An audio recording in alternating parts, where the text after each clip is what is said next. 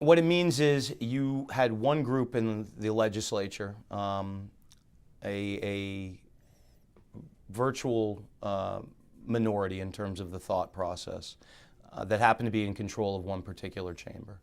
The other chamber, the Senate, where we're sitting right now doing this interview, in the Senate they felt that Medicaid expansion was necessary, partly because of the low-income pool program, which funds indigent care in the state of Florida, completely leaving.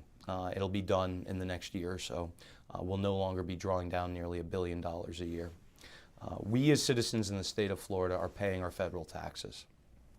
By doing so, we're funding the Affordable Health Care Act. We have every right to draw those dollars down.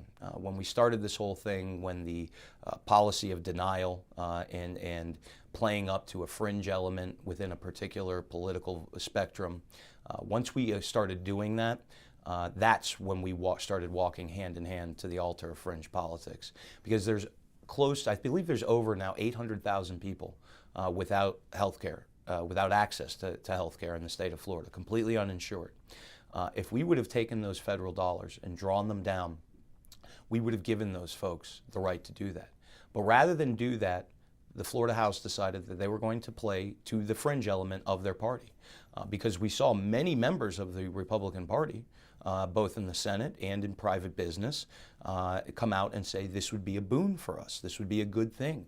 And I have a big problem as well, because we complained about this, or as a body, the Florida House. I did not, but we complained about the strings attached to it and everything else in order to draw down this money.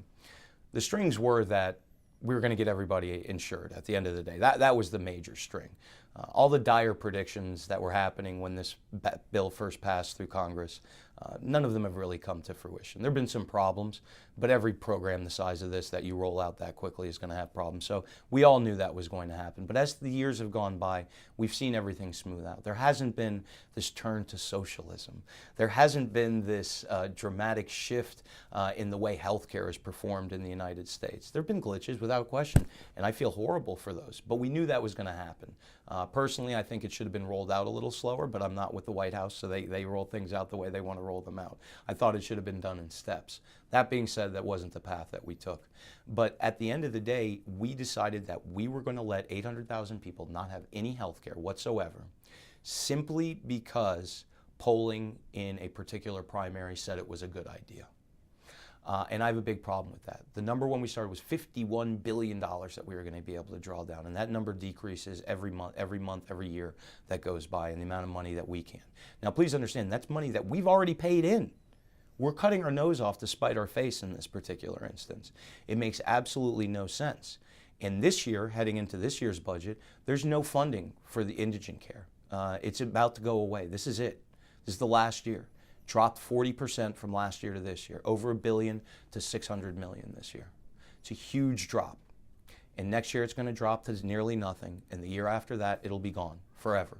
So we'll have over a $1 billion hole in our budget every year that has to be taken into account, simply because of a political ideology and putting that ideology ahead of the reality of the situation and where we are. The Supreme Court has ruled.